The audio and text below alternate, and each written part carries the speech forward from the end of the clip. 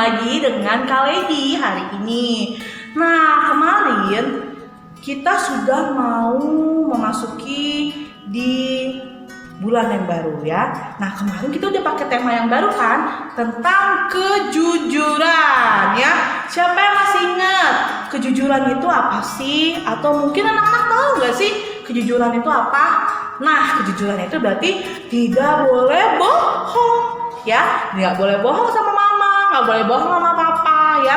Jadi, dan nggak boleh bohong juga sama siapapun. Jadi kita hari ini masih mau membahas tentang kejujuran. Satu tokoh Alkitab lagi kita mau belajar dari kejujurannya.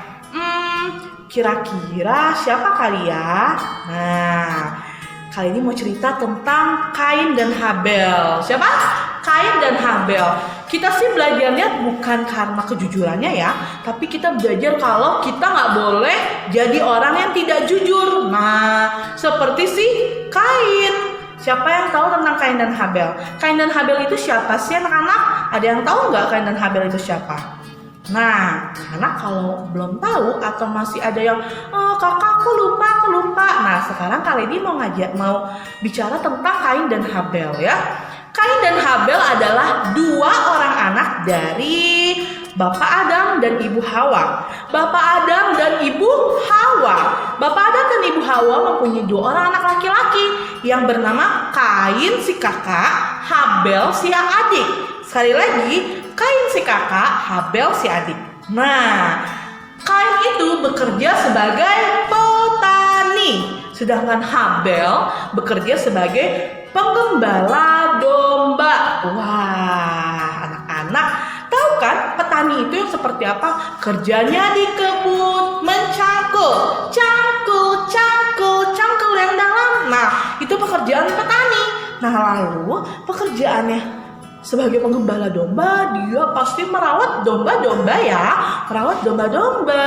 Nah, memberi makan, memberi minum. Itulah pekerjaan dari Habel dan juga Kain. Nah, suatu hari Kain dan Habel datang ke hadirat Tuhan dengan membawa korban persembahan. Sama-sama katakan korban persembahan berupa korban bakaran.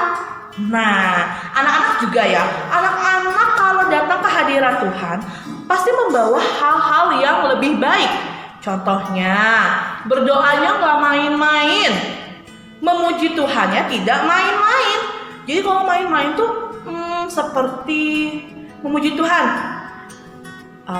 Ku daki gunung yang tinggi, tapi main-main. Ku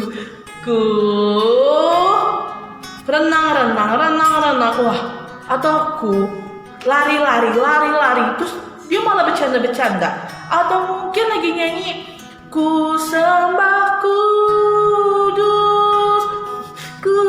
sampai ketawa. Itu salah. Itu berarti tandanya kita tidak masuk hadirat Tuhan dengan membawa hal-hal yang baik, tapi itu membawa hal yang tidak baik. Nah, kita mau belajar dari kisah Habel dan Kain. Saat mereka memberikan korban persembahan, Habel dan Kain memberikan korban persembahan. Kain memberikan korban persembahan berupa sebagian hasil dari tanahnya atau sebagian hasil dari perkebunannya. Coba hasil perkebunannya apa aja? Ada buah-buahan, ada sayur-sayuran, ya kan? Nah, itulah hasil dari perkebunan Kain. Dibawa sebagian untuk persembahan kepada Tuhan. Nah, tapi kalau Habel membawa apa? Habel membawa domba sulung yang terbaik. Ya, lemaknya bagus, dagingnya bagus, masih sehat, yang paling baik.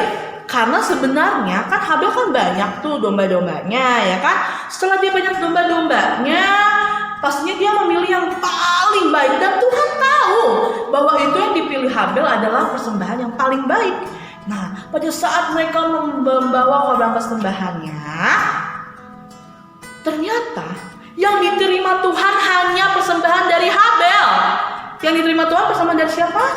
Dari Habel. Ya. Nah, Kain tidak diterima ternyata anak-anak. Kain marah, Kain sebel, Kain itu iri hati. Siapa yang boleh iri hati? Siapa yang boleh marah-marah? Siapa yang boleh kesel-kesel? Tidak boleh ya anak-anak ya. Kita harus terima dengan lapang dada harusnya. Tetapi Kain marah-marah. Aku kesel pokoknya. Anak-anak tidak boleh punya hati yang kesal, tidak boleh punya hati yang iri hati. Nah, karena punya Habel persembahan yang diterima, suatu hari Kain mengajak Habel untuk jalan-jalan. Habel, adek kita jalan-jalan yuk, katanya gitu. Nah, Habel jalan-jalan dengan kakaknya, dibawa ke padang rumput yang luas ya. Setelah dia dibawa ke padang rumput yang luas, apa yang terjadi anak-anak? Kain memukul Habel dengan batu. Boleh nggak? Tidak boleh ya. Nah, masa adik kakak saling memukul? Coba Fanny sama Yoel suka mukul-mukul nggak? Nggak boleh ya. Coba Raymond pernah nggak pukul-pukul kakaknya? Nggak boleh seperti itu. Nah, yang dilakukan oleh Kain apa? Karena Kain sebal, karena Kain kesel, karena Kain marah, karena Kain iri hati, maka Kain memukul adiknya dengan batu sehingga adiknya pun meninggal. Adiknya itu apa? Adiknya meninggal. Nah, ini nih ada peristiwa yang paling tidak baik ya anak-anak diikuti ya. Nah, saat Habel meninggal, Kain kan lari. Kain lari, Kain bersembunyi, Kain pergi. Lalu Tuhan mendatangi Habel. Tuhan mendatangi Kain. Tuhan bilang gini, Kain, kemanakah adikmu? Gitu. Kain, kemanakah adikmu? Kain harusnya tahu ya adiknya di mana, karena kan Kain yang ajak jalan-jalan Habel. Kain juga yang pukul Habel kan? Tapi Kain jawab apa? Aku tidak tahu, memangnya aku penjaga adikku. Wah, ternyata Kain bohong. Kain tidak jujur. Kain bilang aku tidak tahu, memangnya aku penjaga adikku, katanya. Padahal adiknya sudah dibunuh sama Kainnya. Adiknya itu sudah dipukul sama Kainnya. Wah, Kain ini memang sudah bohong dia ya. Nah, Kain sudah tidak jujur. Tuhan bilang apa? Kain, darah Habel telah berteriak-teriak padaku. Kain tahu kalau Kain itu sudah bohong. Kain tahu Kain bohong. Kain tahu Tuhan juga sudah marah karena Kain berbohong. Akhirnya apa? Tuhan menyuruh Kain pergi. Karena Kain juga tahu kalau dia bersalah, Kain pergi. Tuhan bilang apa? Apapun yang diperbuat oleh Kain tidak akan berhasil. Usaha apapun yang dilakukan oleh Kain tidak akan berhasil. Ingat anak-anak, orang yang tidak jujur, maka apapun yang dibuatnya tidak berhasil. Seperti Kain. Jadi dimanapun Kain berada, dia tidak akan berhasil. Anak-anak, kita tidak mau ya seperti Kain ya. Tidak mau seperti Kain. Kalau orang yang tidak jujur, apapun yang dibuatnya tidak akan berhasil. Mau seperti itu. Pastinya tidak mau ya anak-anak ya. Jadi kita mau belajar dari kisah ini. Kita harus hidup jujur. Kita nggak boleh iri hati. Kita nggak boleh marah-marah. Kita nggak boleh kesel-kesel. Ataupun kita menyakiti orang lain ya. Nah, itulah sekian cerita dari Kakak Lady hari ini tentang tokoh Alkitab yang tidak jujur, dan ada akibatnya ya kenapa dia tidak jujur ya. Nah, kita mau belajar sama-sama tentang kisah ini.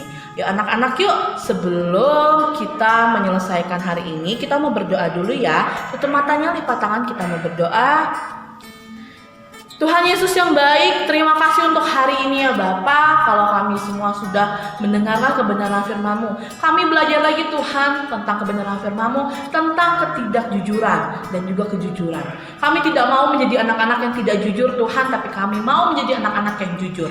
Engkau yang memimpin setiap anak-anak-Mu ya Bapa di GPD Immanuel Cilangkap ya Tuhan. Kiranya Engkau yang memberkati mereka Tuhan, masa pertumbuhan mereka, masa belajar mereka. Engkau yang memberikan hikmat-Mu ya Bapa. Terima kasih Tuhan, kami mengucap syukur kepadamu. Kita bersama-sama katakan amin. Ya anak-anak, terima kasih untuk hari ini. Tuhan Yesus memberkati.